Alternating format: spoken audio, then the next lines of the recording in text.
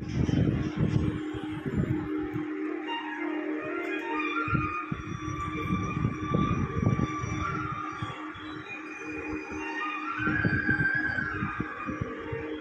గంగని, హిమవంతుని కూతుర్ని, ఆయన పర్వతాలకి మహారాజు.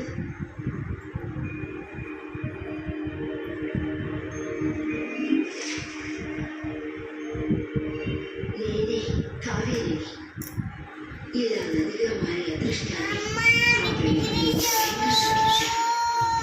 నేనే గోదావరిని, నా నీరెంతో రుచిగా ఉంటుంది, అచ్చు నీలాగే కృష్ణ. నేనే సరస్వతిని, నేనెప్పుడు వేదాలతో ఋషిమునులతో శ్రీ మహావిష్ణువుతో కలిసి ఉంటాను. నేను నర్మదని, నేను శివుని శరీరం నుండి ఉద్భవించాను. నేను మీకు ఎంతో ఇష్టమైన యమునని, సూర్య భగవానుడి కూతుర్ని.